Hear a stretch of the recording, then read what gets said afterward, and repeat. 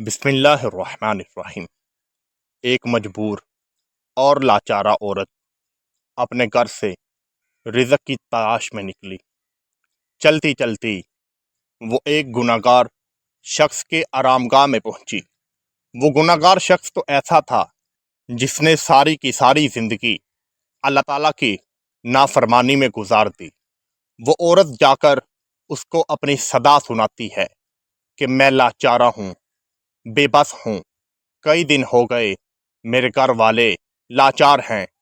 وہ نوجوان شخص، اس کی ساری نظریں اس کے جسم اور بدن پر تھیں۔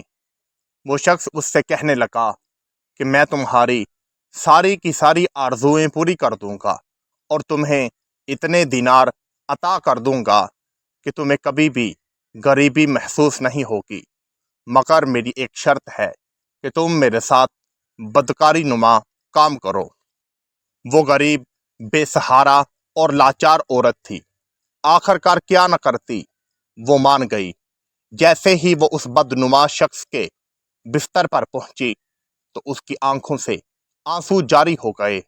اللہ تعالیٰ کی رحمت بھی اس منظر کو خوب دیکھ رہی تھی۔ وہ شخص کہنے لگا کہ تمہارے چہرے پر یہ آنسو کیسے ہیں؟ میں تمہارے ساتھ کوئی زور زبردستی تو نہیں کر رہا۔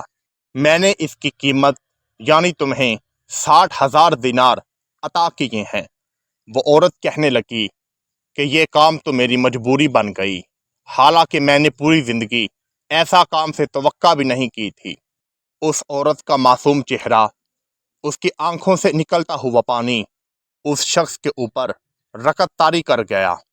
وہ اس عورت سے کہنے لگا کہ ہر روز ایک نئی عورت میرے بستر پر زیب تن ہوتی ہے، مگر تو آج پہلی عورت ہے جسے میں اللہ کی رضا کے لیے چھوڑ رہا ہوں۔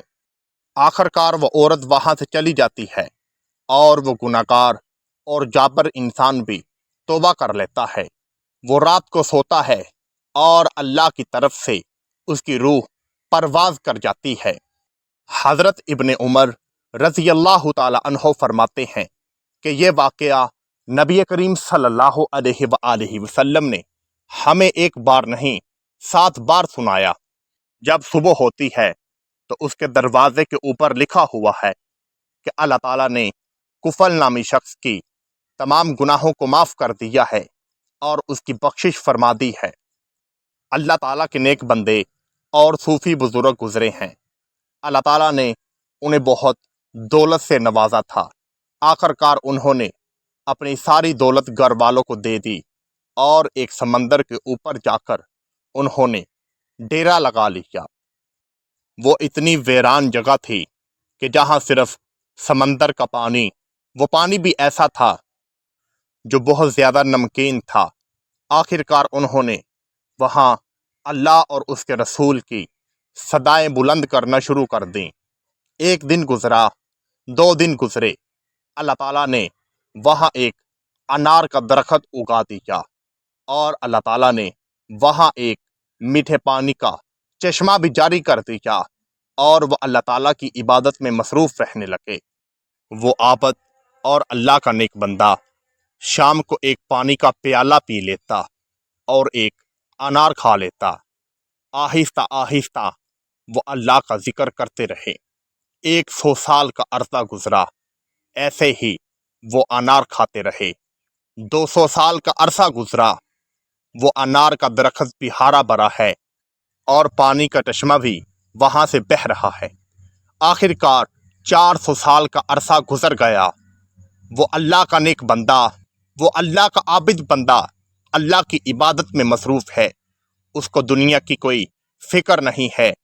اس کے گھر والے کب کے مر گئے، مٹ گئے، مگر وہ اللہ کا عابد بندہ اللہ کی عبادت میں مصروف ہے۔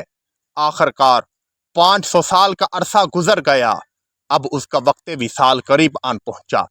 اس نے اپنے رب سے گزارش کی، اے میرے رب، مجھے تیرے حکم سے معلوم ہوا ہے کہ بے شک میرا وقت وصال قریب آن پہنچا ہے۔ میرے مولا، اے میرے رب، میں نے 500 سال تک اس ٹھیلے پہ تیری عبادت کی۔ اے میرے رب، میری ایک ہی آرزو ہے کہ میں جیسے 500 سال تک تیری عبادت میں مصروف رہا، مجھے قبر کے اندر بھی اپنی عبادت کا شرف عطا فرمانا، اور میں جب کل قیامت کے دن اٹھوں تو میرا سر سجدے میں جھکا ہوا ہو۔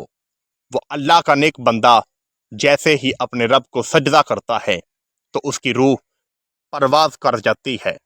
اللہ تعالیٰ زمین کو حکم دے دیتا ہے کہ تم میرے نیک بندے کے جسم کو نہیں کھا سکتی، اور اللہ تعالیٰ اس کی دعا کو قبول کرتے ہوئے کل قیامت کے دن سجدے کی حالت میں ہی اپنے عابد اور نیک بندے کو اٹھائے گا اور اسے جنت عطا کر دے گا۔